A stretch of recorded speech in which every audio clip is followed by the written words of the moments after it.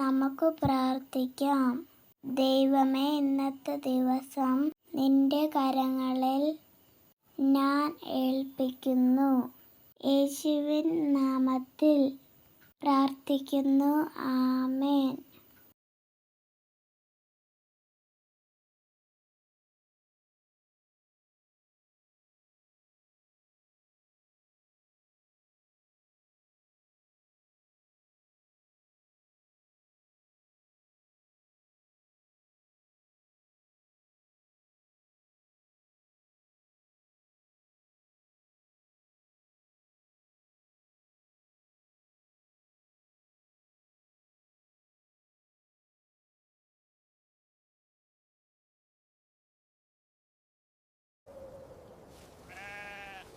യജമാനെ, അവിടുത്തേക്ക് എന്നോട് കൃപയുണ്ടെങ്കിൽ ദയവായി അടിയനെ കടന്നു പോകരുതേ.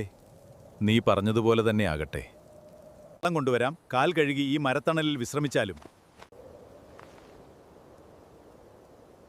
അടുത്ത വർഷം ഈ സമയത്ത് ഞാൻ തീർച്ചയായും മടങ്ങിവരും. അപ്പോൾ നിന്റെ ഭാര്യ സാറായിക്ക് ഒരു മകനുണ്ടാവും. യഹോവയ്ക്ക് അസാധ്യമായത് വല്ലതുമുണ്ടോ? ദൈവമേ, എന്നെ കാത്തുകൊള്ളണമേ. നല്ല ബുദ്ധി നൽകണമേ. നമുക്ക് പ്രാർത്ഥിക്കാം. പ്രിയ പിതാവേ, ഇന്നത്തെ പുതിയ ദിവസത്തിനു നന്ദി. നല്ല കാര്യങ്ങൾ ചെയ്യാൻ എന്നെ സഹായിക്കണമേ. ആമേൻ.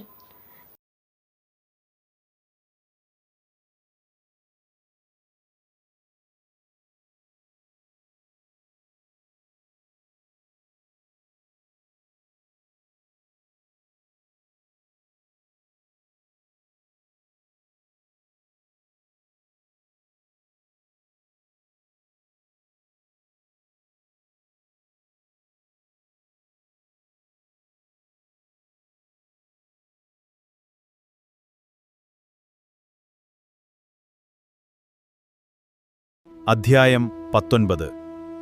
2 ദൂതന്മാർ സോദോമിലെത്തി. ലോത്ത് അവരെ വണങ്ങി. അവൻ അവർക്ക് വിരുന്നൊരുക്കി.